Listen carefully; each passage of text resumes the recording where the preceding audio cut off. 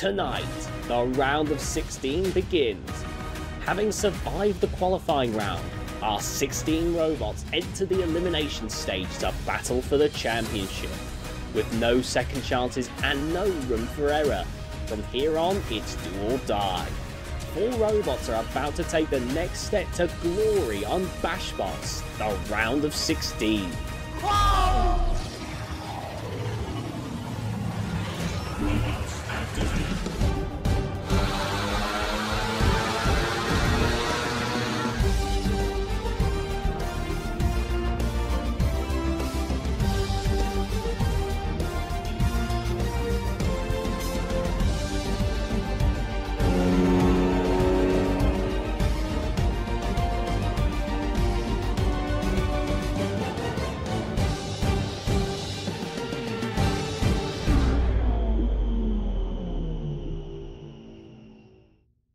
After carnage, chaos and upsets, the round of 16 has arrived!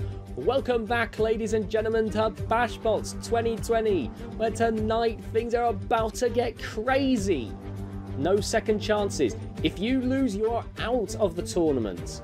Our 16 remaining competitors are all battling to become the BashBots Season 2 champion and raise this trophy, the Giant Wrench, etching their names in the history books.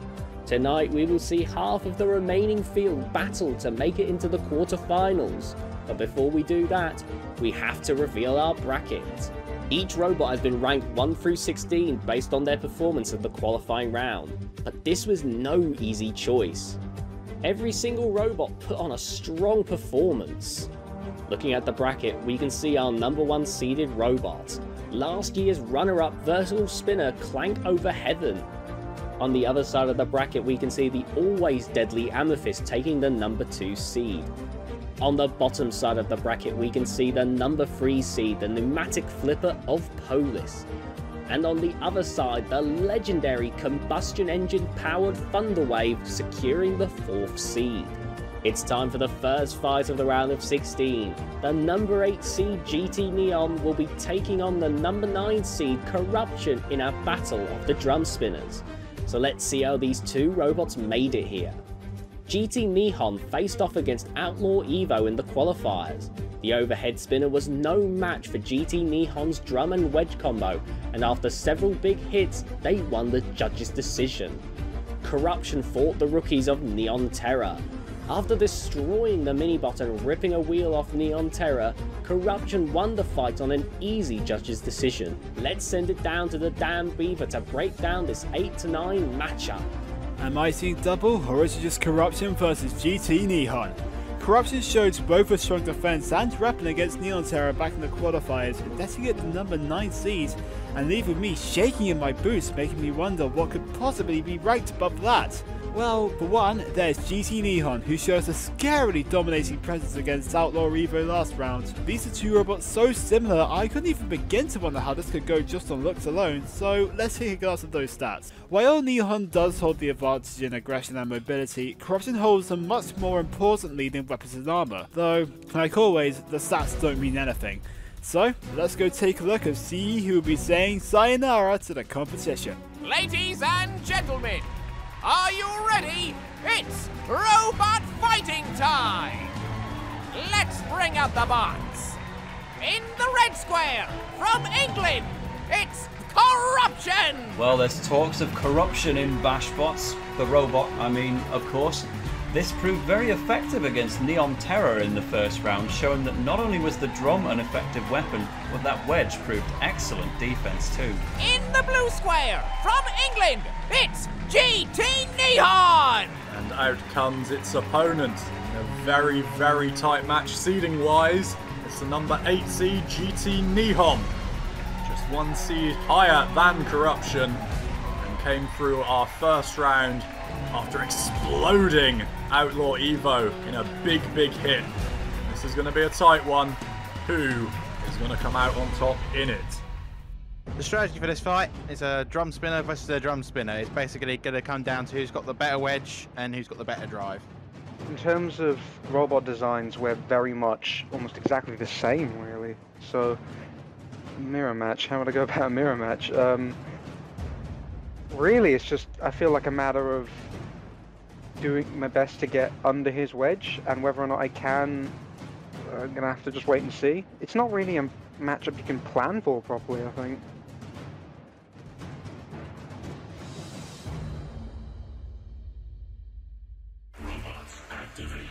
The 8th seed and the 9th seed. Who's stronger and who's lower?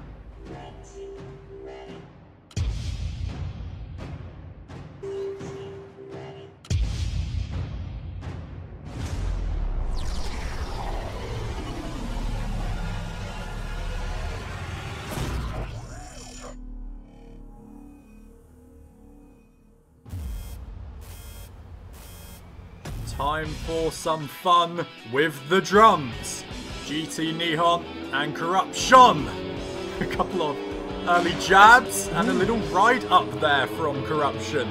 Can get a clean hit though, could GT Nihon, but again it's underneath. And that's a clear early advantage as it clips away a couple of Corruption's back wings.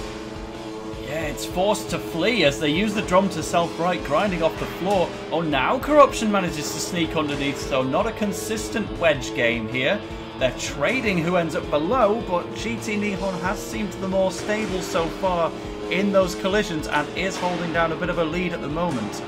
In behind here now on Corruption is GT Nihon, clipping and knocking the blue and black machine over and around, but GT Nihon has lost its Shremek in the process there of that attack. Yeah, It's a spoiler alert again. The spoiler is gone. Well, it's certainly gone now. Yeah. But again, GT Nihon clipping and flipping and flicking again and attacking and flying.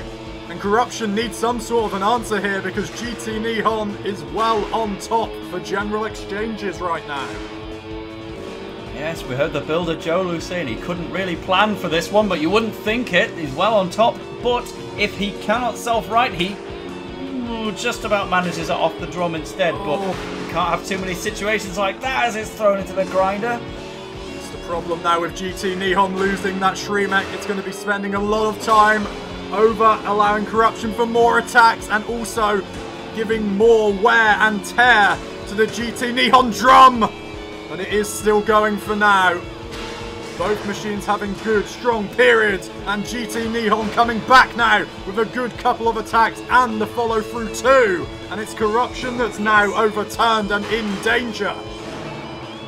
Yes, as we go into the final minute, GT Nihon has had more time on top in this match. I would say Corruption probably had the most decisive moment there. But GT Nihon, if they can keep this up for another minute, then they should have that in the bag.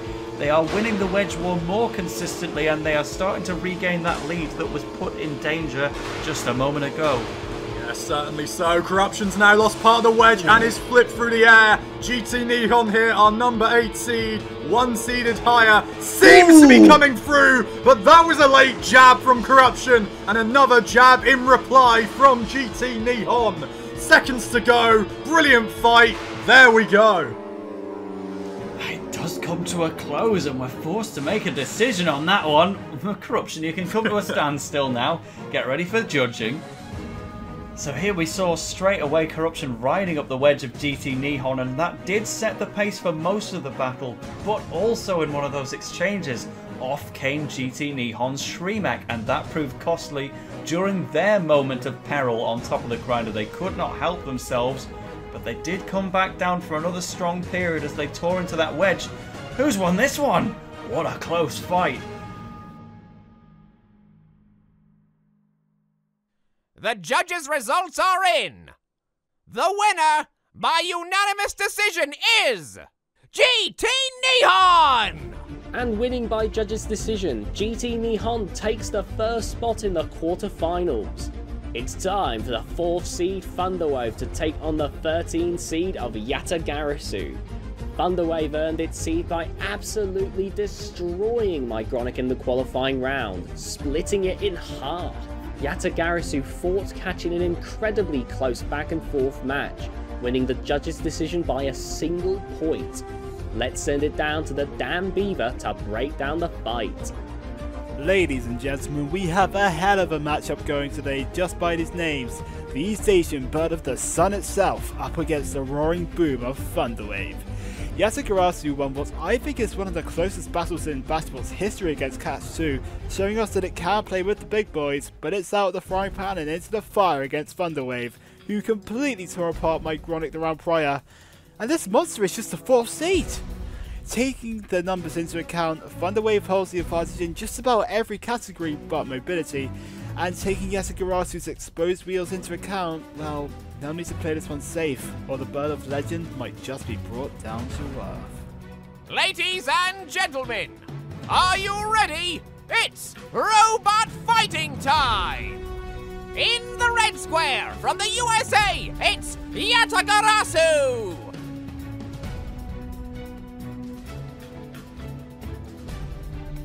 In the blue square from the USA, it's Thunderwave!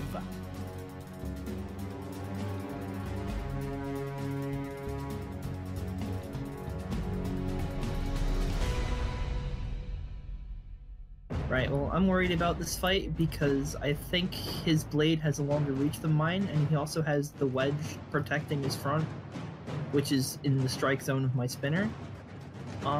I think my strategy here is going to be to go at him and see what happens, because I don't really have much of a plan for this fight. My strategy is to go for those wheels. Those are some nice, juicy looking wheels. So 2 very large horizontal spinners, but different stories in the run-up to this. One win by explosion versus a win by judges.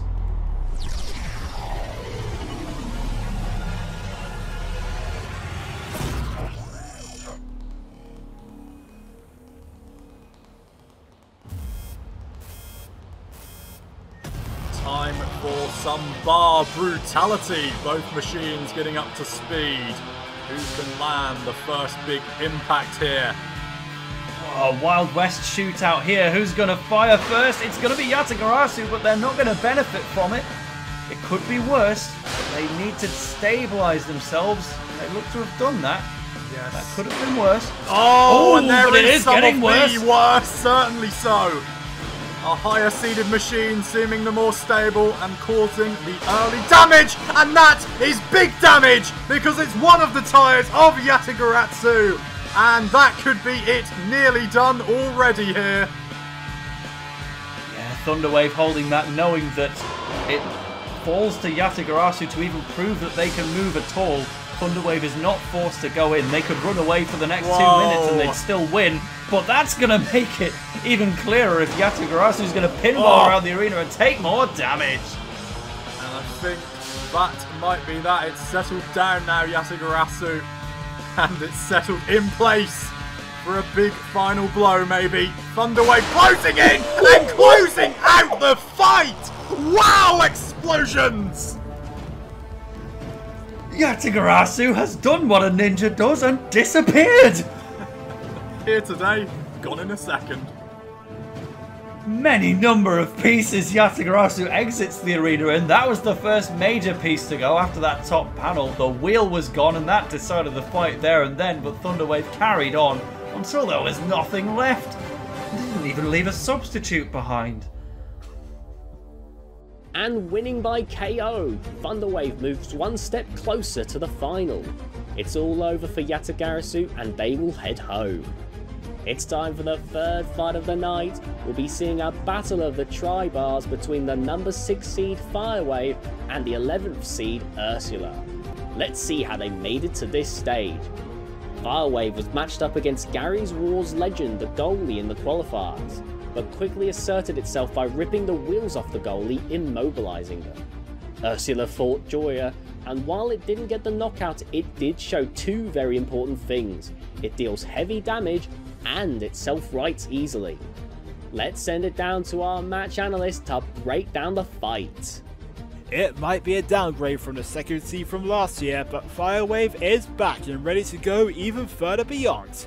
Taking out the goalie, which may I remind you is the G-Wolves legend, with relative ease last round, this robot has shown us all that we have some serious improvements on our hands and just as serious a contender. Meanwhile, the terror of the seas Ursula has been busy, taking on and taking out Joya in a brilliant battle, netting itself the 11th seed in the process. Now, looking at the stats, these two are very easily matched, and with very similar weapons, this really is anyone's game. Will Firewave burn out prematurely again, or has Ursula missed her reprise? Ladies and gentlemen, are you ready? It's robot fighting time! In the red square from France, it's Firewave!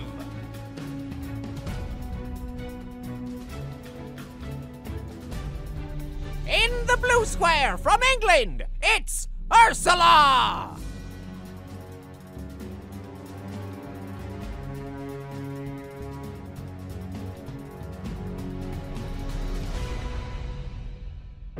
So I'm literally facing a mirror match. It's another giant spinning tri-bar, so there's not gonna be much strategy here, just get up to speed, hit them and see what happens. My only chance is that I don't think he gets off right, so if he has like the wrong balance or anything, he could get flipped over and then I win, but yeah, it's just gonna be two big spinners basically playing hockey puck for a while. So when I saw this fight in the pits, I was thinking, oh no, because we're basically the exact same robot here, both big tri-bars, both four-wheel drive, both have big reputations to uphold, so my strategy really is just going to be trying to hit him as much as possible. I don't know who's got the lower weapon, I think I might, but it's whoever can kill whose chassis first, and if he can kill me before I can kill him, then he wins. Well, Ursula has done well to nab the 11th seed here after that very narrow win in the first round, but Firewave is a scary draw indeed.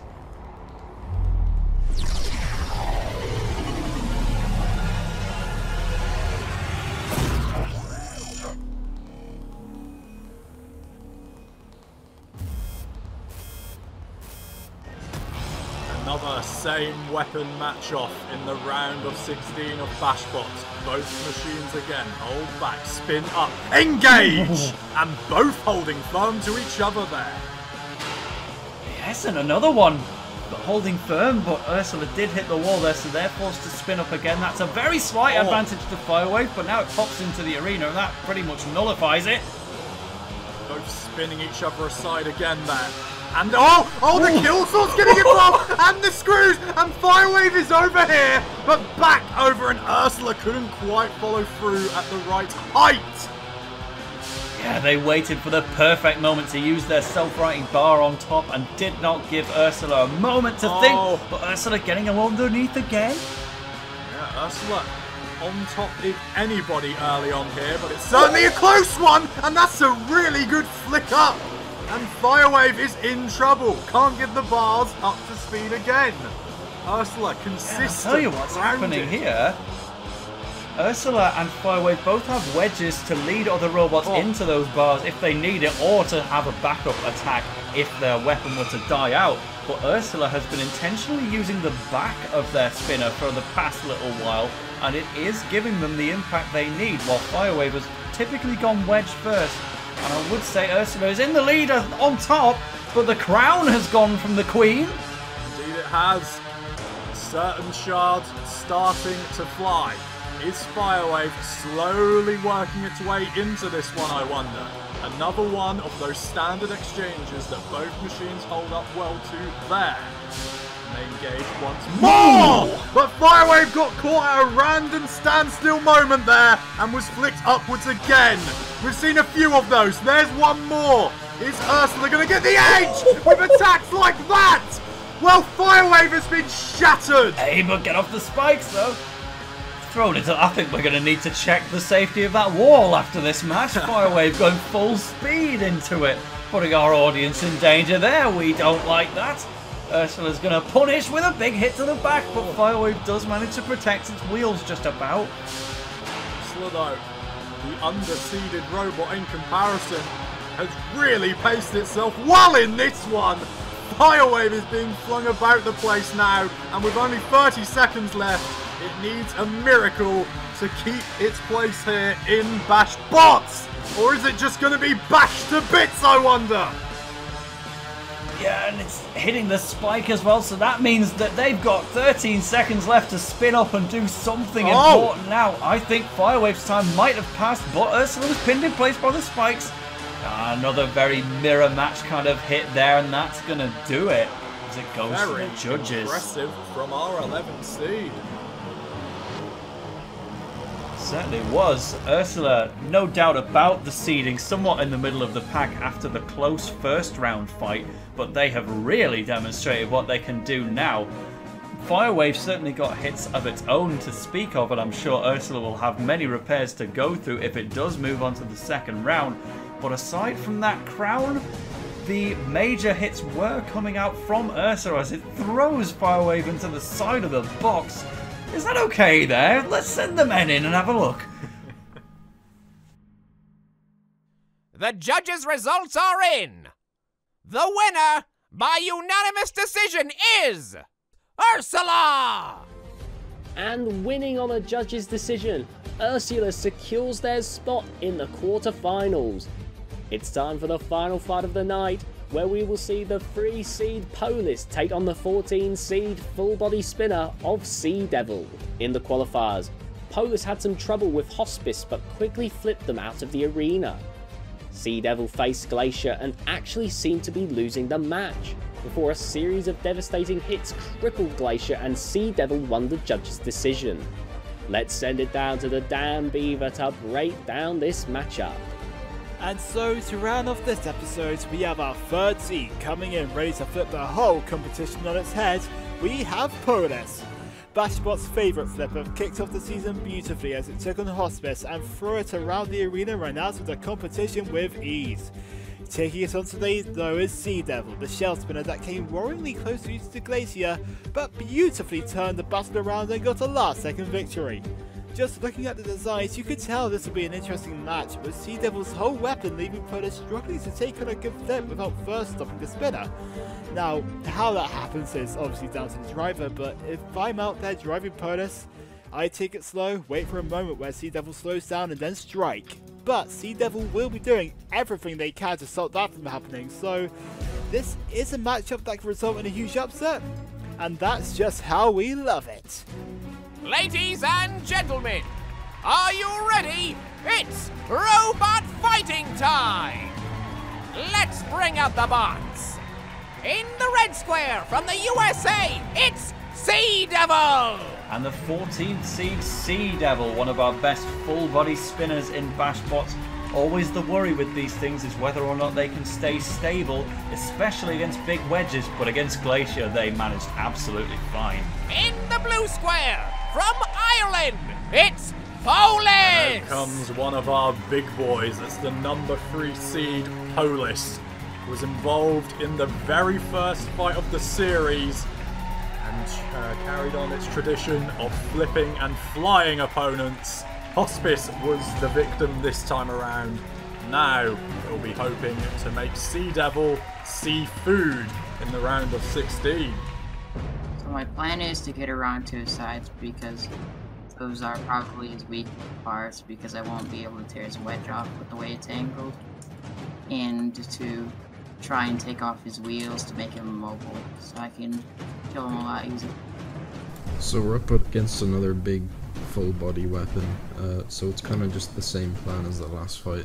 We're gonna try and get the blade stalled, hopefully get him into a corner, maybe take advantage of his slow self-riding time, hopefully get him out. The 3rd seed Polis will be a nice little challenge for Sea Devil.